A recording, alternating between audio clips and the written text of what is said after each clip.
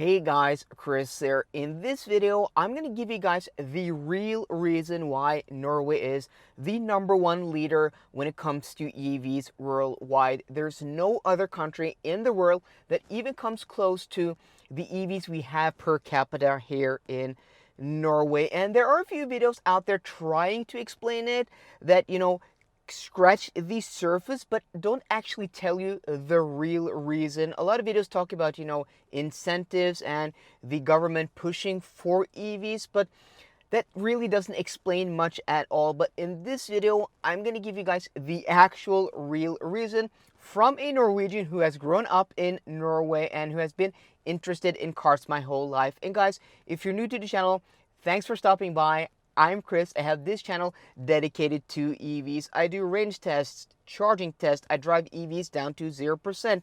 And I do reviews and a whole bunch of videos on EVs, like this video here, a topical video about EVs. So if these are the types of videos you guys like, please be sure to drop a like on the video down below, and also consider subscribing to the channel and hitting that notification bell.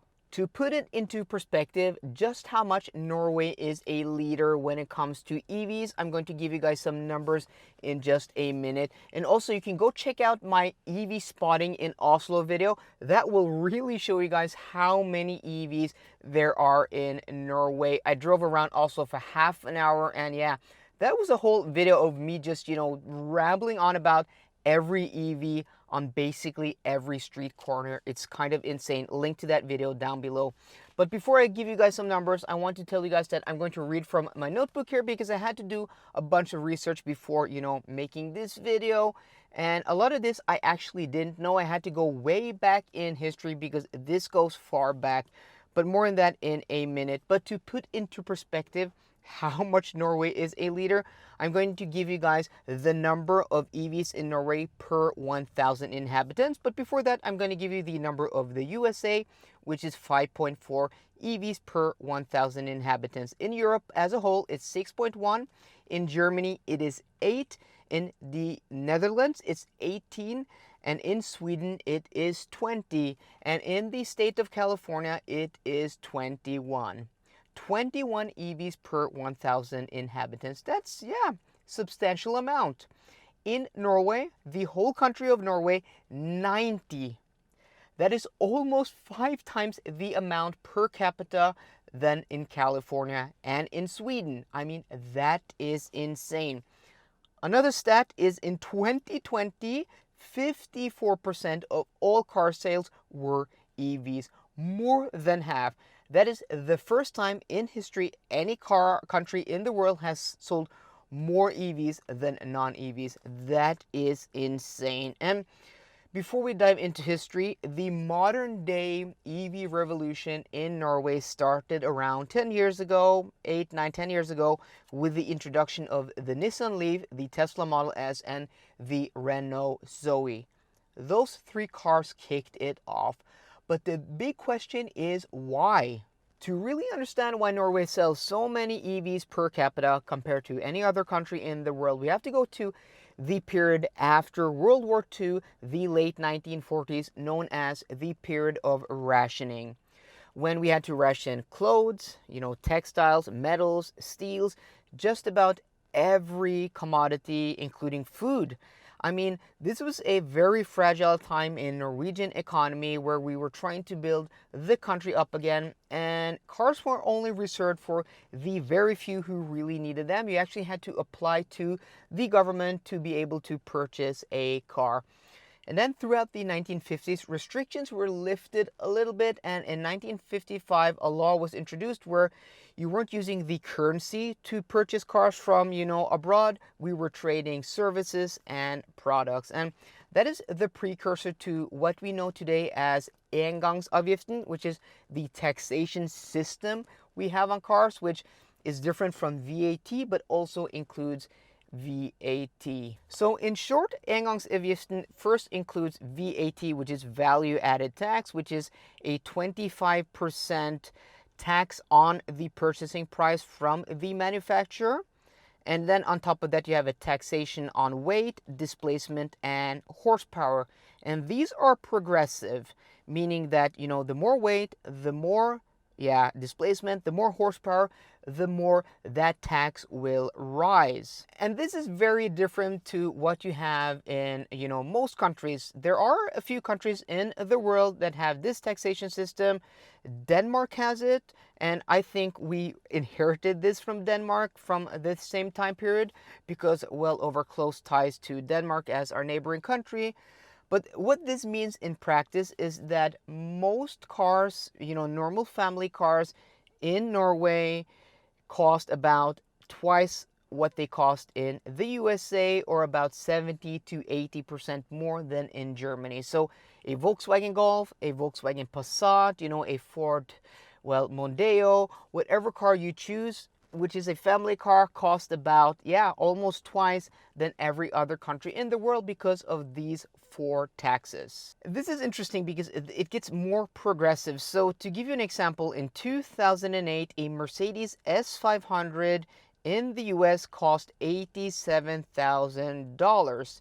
So in 2008, the exchange currency, that would be about 600,000 kroners. But in 2008, a Mercedes-Benz S-Class, because of our taxation system, cost 1.6 million. That is almost 3 times the amount. So you can see a normal family car is about twice. When you get into a luxury car, it's 3 times. And when you get to something like a super sports car or a super luxury car, it can be 4 or 5 or, yeah, 6 times. There's no end to it. But in 2008, we got a revision of this taxation system, which we basically had in place since the 1960s until the late 2000s. It was unchanged. So the difference was that displacement was now, replaced by CO2 emissions, and that meant that diesels became much, much cheaper. So this was the first shift, and I remember that at the end of 2008, or at the end of 2007, because this came like the 1st of January 2008, a lot of dealers were, pushing out more, like SUVs were going to get much more expensive, like Range Rovers and Audi Q7s, Volvo XC90s, Mercedes-Benz MLs at the time. So they were registering all of these cars because, at the end of the year, or just, over the New Year's, these cars became like 100, 200, 300,000 kroners more expensive. But cars like, a Volkswagen Golf diesel became much cheaper. A Volkswagen Passat diesel became much cheaper. And since 2008, there have been several revisions with this taxation system. So today it is CO2, NOx, and weight. So you don't have the displacement, you don't have the horsepower, which is much more fair because, cars that are economical, that don't pollute that much, aren't taxed very harshly. So something like, I don't know, a Volkswagen Polo diesel, or a Volkswagen, 1 liter TSI, small turbocharged engine car, isn't taxed that much. I mean, it's maybe 10, 20, 30% more expensive than what it would be in Germany, which isn't, 60 or 70 or 80%. But then we look at what happens in the early 2010s, because with EVs, we have no engångsavgift and we have no VAT. So imagine a country that since the Second World War, so me growing up, my parents growing up, my grandparents, when they were adults and when they were purchasing their first car, all, 3 generations were used to this taxation system where cars were twice the price on average than any other country in the world. And then these 3 EVs are introduced: the Tesla Model S, the Nissan Leaf, and the Renault Zoe, which you can have without even VAT. So the actual production price of the car, the purchasing price from the manufacturer, is what you're buying it for. So what that automatically does is that a Volkswagen Golf is 300,000 kroners and a Nissan Leaf is 250,000 kroners. So the Nissan Leaf is cheaper than the Golf. That's the first thing. And this is what the experts in the world is predicting is going to happen with EVs in 2027. in 6 years. This is going to happen globally. This happened in Norway 10 years ago. And that really gave it the push, because you could go out and buy a Nissan Leaf, which was fully equipped. Yeah, it didn't have, the best of range, but you could get into an EV, which was cheaper to purchase, and it was cheaper to run because charging costs nothing. We also have taxes on, petrol and on diesel like every other country in Europe.